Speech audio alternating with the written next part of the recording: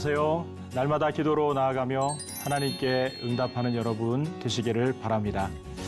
쉽고도 정확하게 알차고 재미있게 하나님의 말씀을 가슴 깊이 새기는 시간, 소문난 성경교실의 송기찬 목사입니다.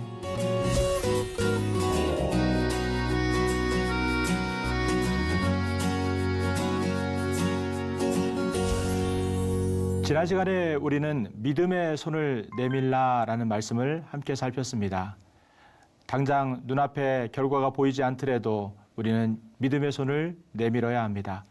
시련의 바람이 불고 고난의 바람이 불어도 믿음의 손을 내밀 때 하나님께서는 보이지 않는 곳부터 시작하여 구원의 은혜 또 역사를 이루고 계신다는 것을 우리는 기억해야 됩니다. 오늘 나눈 이야기는 기도의 삶을 유지하라라는 말씀으로 다니엘의 기도 생활을 통해 우리의 기도가 유지돼야 된다라고 하는 것을 함께 살피고자 합니다.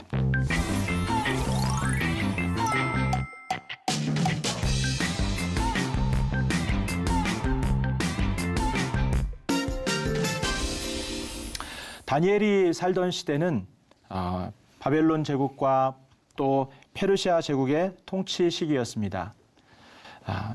이스라엘의 역사 가운데 어찌 보면 가장 혼란스럽고 힘들었던 그런 시기였던 것 같습니다. BC 605년에 바벨론의 느부갓네살 왕이 유다를 침공하면서 유다의 많은 왕족들과 또 귀족의 자녀들 또 여기에는 다니엘도 포함되어 있었는데요. 많은 사람들이 포로로 끌려가게 되었습니다. 그리고 BC 586년에 예루살렘 성전은 파괴되고 유다 왕국은 멸망을 당하는 안타까운 일들이 생기게 되었습니다. 이제 바벨론 포로로 끌려왔던 많은 사람들, 다니엘을 포함하여 많은 사람들은 이제는 새로운 바벨론 땅에서 신앙을 유지하고 신앙을 지켜나가야만 하는 숙제를 안게 되었습니다. 바벨론의 우상 문화와 또 바벨론의 왕의 절대 권력 앞에 신앙을 유지하는 것은 결코 쉬운 일이 아니었다라는 것입니다. 그런데 오늘 이 다니엘의 모습, 다니엘 6장에 나오는 다니엘의 나이는 대략 80세 이후로 보고 있습니다. 다니엘이 15세가량의 젊은 나이에 바벨론 포로로 끌려와서 마지막까지 총리의 자리에서 그리고 마지막까지 그의 신앙을 유지시켜줬던 그 힘, 그 원천이 무엇인가를 오늘 핵심적인 성경 구절은 6장 10절에서 이렇게 말씀합니다.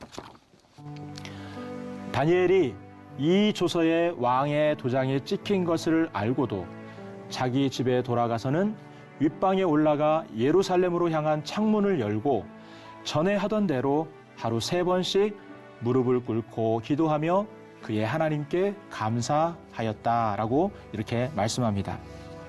다니엘의 신앙을 유지시켜줬던 가장 큰 힘은 사실은 전에 하던 대로 하루에 3번씩 무릎을 꿇고 예루살렘을 향하여 기도했던 그의 기도 생활이 바로 그의 신앙과 믿음을 지켜주는 힘과 원동력이 되었다라는 것입니다.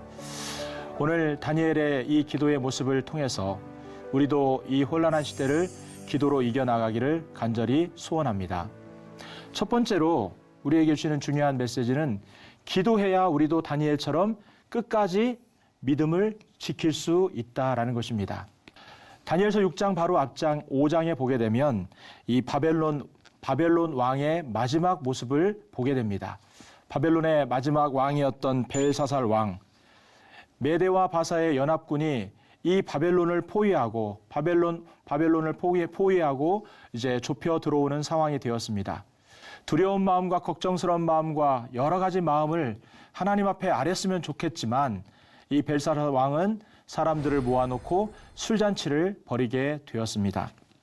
그래서 다니엘서 5장 1절에 보게 되면 벨사살 왕이 그의 귀족 1000명을 위하여 큰 잔치를 베풀고 그 1000명 앞에서 술을 마시니라.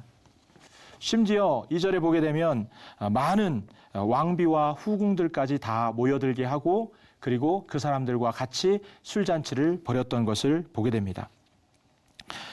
술잔치를 벌이는 가운데에 흥을 돋구기 위해서 예루살렘 성전에서 빼앗아 왔던 성전에서 사용됐던 많은 기구들을 가지고 술잔 삼아서 그들은 하나님을 모욕하는 행동과 술잔 삼아서 술을 나누는 상황이 되었다라는 것입니다. 그때에 이 술잔치가 벌어지는 바로 그 잔치 장소에 이 벽에, 이 석회벽에 손가락이 나타나서 글씨를 쓰게 되었습니다. 그 글씨는 메네 데겔 우 바르신이라는 말입니다. 메네 데겔 우 바르신이란 이 말이 하나님의 경고였습니다. 메네 이제는 너희들은 끝났다. 너희 바벨론의 나라는 끝났다. 그리고 데겔, 이거는 왕을 향하여 이야기하는 겁니다. 너 벨사살 왕은 너의 모든 기준이 나의 함량에 미달되었다라는 그런 어떤 이야기를 하는 것입니다. 그리고 바르신, 이제는 너희 나라가 두 나라로 쪼개어져서 갈라지게 된다라고 하는 것을 경고하면서 하나님께서 이런 사인을 보내셨습니다. 그러면 회개하고 돌이켜야 될 것만 그들은 여전히 술에 취하여 흥을 돋구고 여전히 술잔치를 벌였습니다. 그리고 그날 저녁 이 벨사살 왕은 암살을 당하고 그리고 하루아침에 이 바벨론 왕국은 무너지고 사라지게 되는 상황이 되었습니다. 그리고 이어서 이제 메대 다리오가 이 나라의 정권을 차지하면서 이 나라의 구조를 이제는 정치적으로 조직을 개편하게 되었습니다. 그래서 이제는 그 마지막 모습을 다니엘서 5장 30절과 31절에서 이렇게 말씀합니다. 그날 밤에 갈대아 왕 벨사살이 죽임을 당하였고 메대 사람 다리오가 나라를 얻었는데 그때의 다리오는 62세였더라. 바벨론의 나라는 멸망하고 새로운 시대가 열리면서 다리오는 새로운 나라를 개편하고 조직을 하게 되었습니다.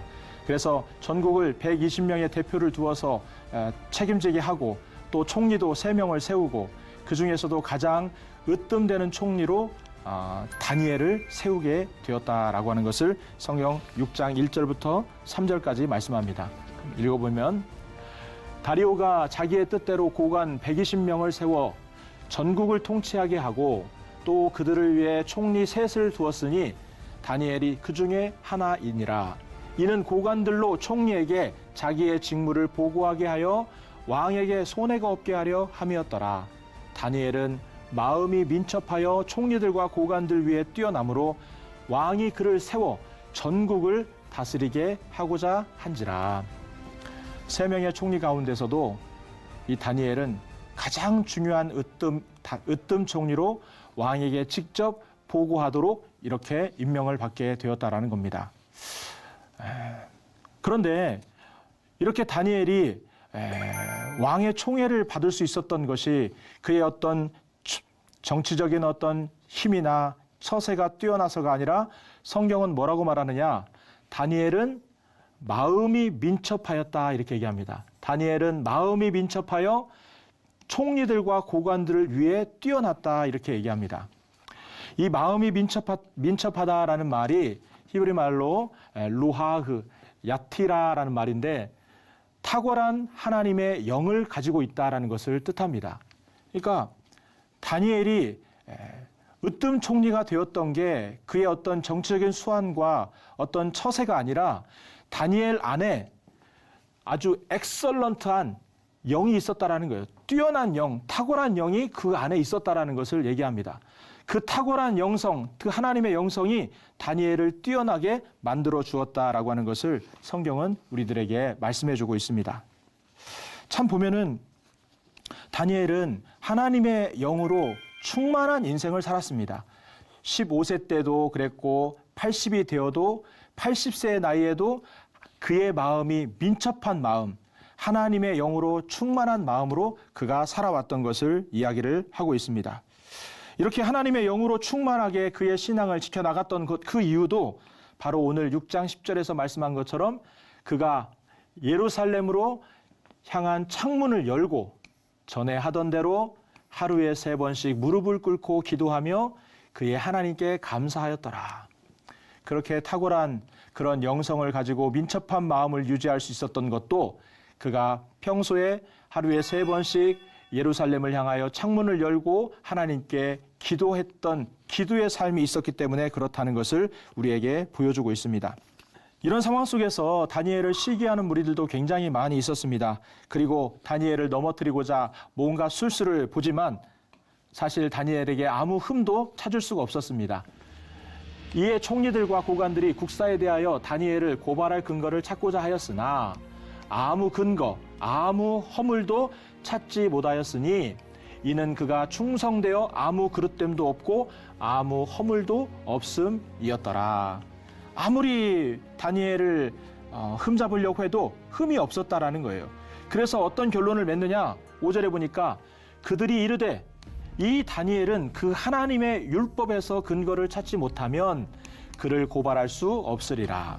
제 어떤 종교 활동을 트집 잡지 않으면 방법이 없겠다라고 생각을 하고 그들은 여러 가지 모의를 하게 되었습니다. 그리고 앞으로 30일 동안 이제 그게 사람이 되든 신이 되든 어떤 대상이든지 기도를 하게 되면 사자굴에 넣는다라고 하는 이 악법을 통과시키게 되고 다니엘을 죽이는 악법을 만들게 되었던 것을 보게 됩니다.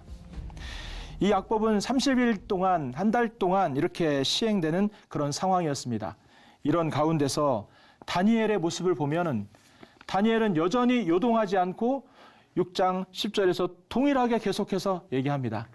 다니엘이 이 조서에 왕의 도장이 찍힌 것을 알면서도 자기 집에 돌아가서는 윗방에 올라가 예루살렘으로 향한 창문을 열고 전에 하던 대로 하루에 3번씩 무릎을 꿇고 기도했다라고 하는 것을 말씀합니다. 여전히 다니엘은 기도의 자세가 또 기도의 태도가 변함이 없었다라는 겁니다. 참 보면은 이 다니엘은 이 60년 이상 정치를 해온 사람이고 또 다리오 왕과도 긴밀한 관계가 있던 그런 사람이었습니다.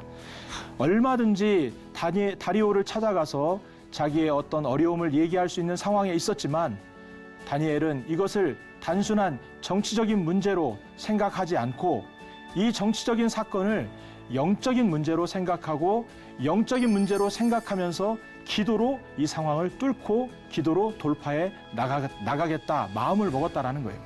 그리고 여전히 창문을 열고 예루살렘을 향하여 기도하는 그 다니엘의 모습을 보게 됩니다.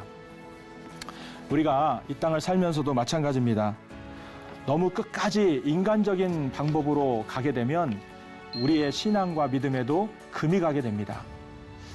우리가 신앙생활하면서 인간적인 힘을 붙들고 세상적인 힘을 붙들면서 계속 그 방법으로 가게 되면 결국 우리에게도 여러 가지 어려운 상황들이 오게 된다는 것입니다. 우리가 하나님 앞에 기도해야 될 이유가 왜 그렇습니까? 우리가 하나님 앞에 기도할 때 하나님은 우리에게 담대함을 주시고요. 지혜를 주시고요.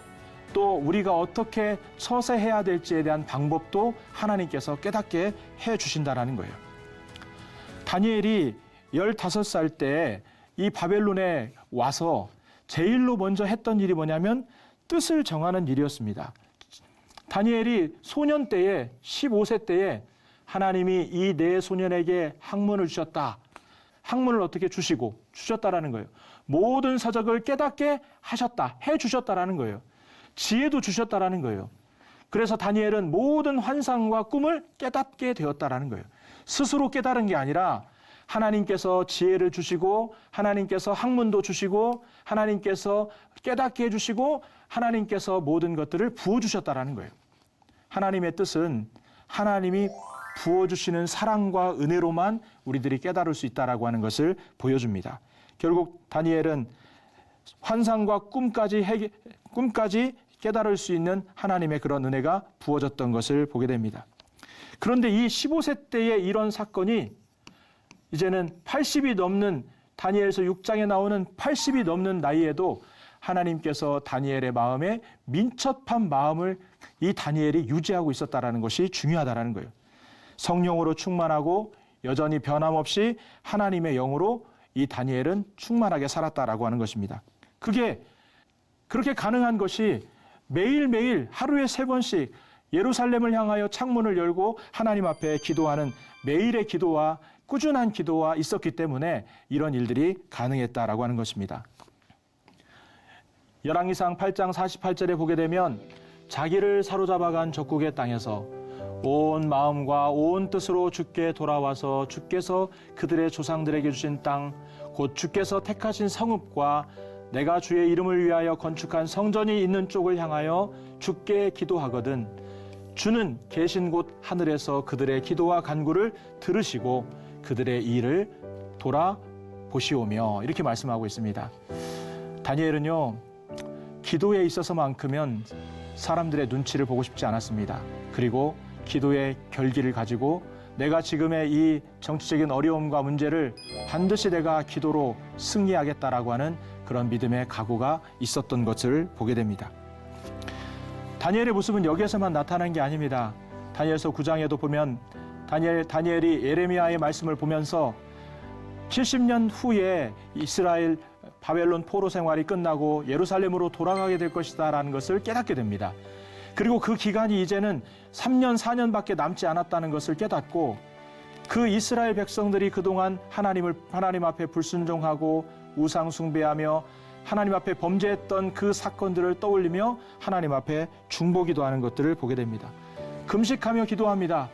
베옷을 입고 기도합니다. 하나님 앞에 민족의 죄를 회개하면서 기도합니다. 그러면서 주여 들으소서, 주여 용서하소서, 주여 귀를 기울이시고 행하소서, 지체하지 마시옵소서, 나의 하나님이여 주 자신을 위하여 하시옵소서, 이는 주의 성과 주의 백성이 주의 이름으로 일컫는 바 됨이니이다. 일명 다니엘이 주여 3번을 부르고 큰 소리로 주여 3찬 기도를 합니다. 주여 들으소서, 주여 우리를 용서하소서, 주여 우리의 귀를 기울여 주시고 행하시옵소서. 다니엘의 이런 간곡한 기도가 하나님 앞에 기쁨이 되었다라는 거예요. 너무나 하나님이 감동하셔서요, 이 다니엘에게 70년의 기간으로 돌아간다는 것, 그것만 알려주신 것이 아니라 앞으로 마지막 때에 이루어질 70일에 대한 것도까지 깨닫게 만들어주시는 그런 은혜를 우리 하나님께서 주셨던 것들을 보게 됩니다. 정말 그렇습니다. 하나님은 내 이름으로 일컫는 내 백성이 그들의 악한 길에서 떠나 스스로 낮추고 기도하여 내 얼굴을 찾으면 내가 하늘에서 듣고 그들의 죄를 사하고 그들의 땅을 고칠지니라. 다니엘은 젊을 때에도, 그리고 80의 나이가 되어 80이 넘는 나이가 되어 나이가 들었을 때에도 여전히 기도를 멈추지 않았습니다. 악한 마귀는요, 우리에게 자꾸만 어떤 마음을 빼앗으려고 하느냐, 기도를 멈추라는 겁니다. 기도를 중단하라는 겁니다. 네가 기도한다고 세상이 바뀌겠느냐? 너 같은 포로가 지금 저 타국 땅에서 너 한 사람이 기도한들 세상이 달라지겠느냐? 변화가 있겠느냐? 우리를 낙심시킨다라는 겁니다. 그런데 기도하면, 기도를 멈추지 않을 때에 하나님은 세상을 바꿔 나가신다라는 거예요. 탁월하신 하나님의 성령이 이 다니엘의 마음속에 계속해서 그의 마음에 불을 붙여주셨다는 것을 우리에게 깨닫게 합니다. 사람은요, 흙으로 사람을 지으셨지만 육체적인 그런 흙으로만 지어진 존재가 아니라 하나님께서 생기를 불어넣으셔서 우리에게 영적인 존재로 살도록 만드셨습니다. 그래서 아무리 내가 육신적으로 만족하고 기쁨이 있어도 내가 영적으로 하나님의 영으로 채워지지 않으면, 하나님의 생기가 들어가지 않으면 우리는 공허하게 되고 또 우리는 부족감을 느끼게 된다라는 것입니다.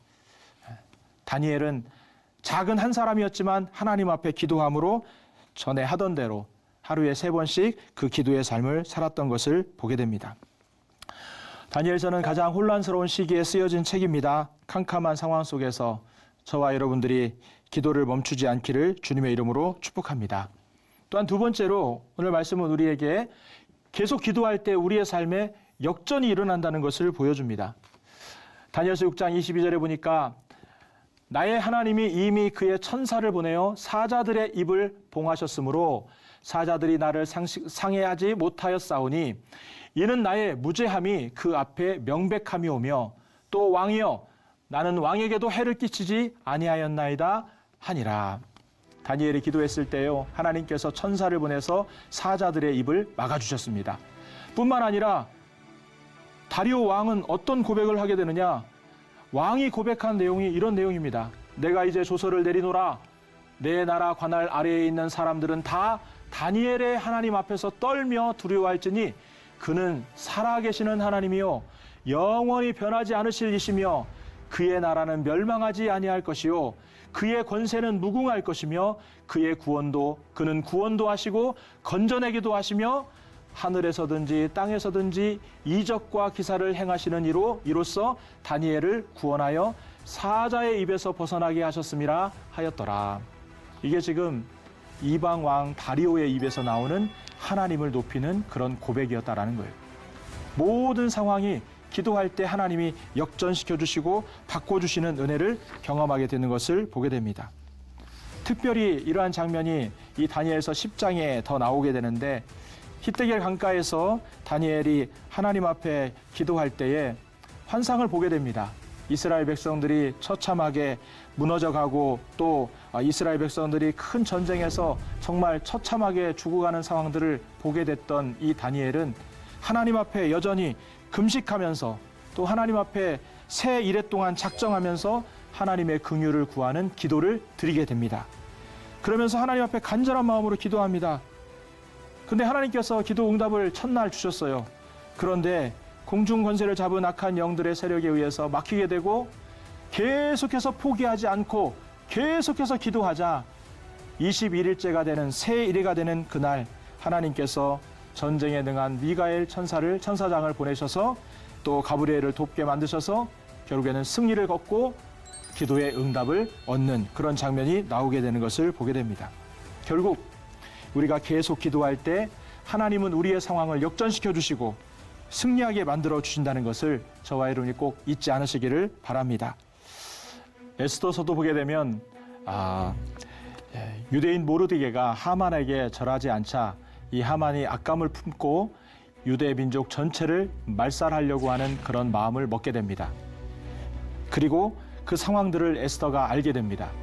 그러자 에스더와 온 유대 백성들이 하나님 앞에 금식하면서 밤낮 3일 동안 기도하면서 하나님 앞에 기도합니다. 이게 에스더 4장 15절과 16절에 나오는데요. 에스더가 모르드게에게 회답하여 이르되 당신은 가서 수산에 있는 모든 유다인들을 모으고 나를 위하여 금식하되 밤낮 3일을 먹지도 말고 마시지도 마옵소서. 나도 나의 시녀와 더불어 이렇게 금식한 후에 규례를 어기고 왕에게 나아가리니 죽으면 죽으리이다. 에스더도 백성들과 함께 끈질기게 기도하고 또 금식하며 기도했을 때 결국 이 하만이 모르드게를 잡아 죽이려고 했던 그 장대에 오히려 반대로 하만이 달리는 역전의 역사가 일어나게 되었던 것을 봅니다. 우리가 기도할 때 하나님은 우리의 상황을 반드시 역전해 주십니다. 포기하지 말고 기도할 때 하나님은 우리의 삶을 반드시 바꿔 가십니다. 오늘 우리는 정치적으로나 사회적으로나 영적인 그런 혼란의 시대를 살고 있습니다. 성경은 혼란한 시대 속에서 기도하는 하나님의 백성들을 통해서 하나님은 시대를 바꾸어 나가시고 하나님은 일하셨던 것들을 보게 됩니다. 생활 속에서 내가 일어나는 일들을 단지 일어나는 일로 생각하지 마시고 그것을 영적인 문제로 생각하여 우리도 하나님 앞에 계속해서 기도하심으로 말미암아 승리할 수 있는 저와 여러분 되시기를 주님의 이름으로 축복합니다.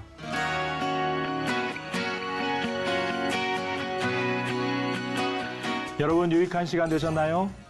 오늘 수업은 유튜브를 통해서 다시 보실 수 있는데요. 말씀을 묵상하면서 주님의 능력으로 이 시대를 넉넉히 이겨나가시기를 바랍니다. 다음 시간에는 말씀 앞에 결단하라라는 제목으로 에스라의 아름다운 결단, 믿음의 결단을 함께 살펴보고자 합니다. 오늘도 말씀 안에서 새 힘을 얻는 복된 하루 되시고요. 다음 시간에 뵙도록 하겠습니다. 감사합니다.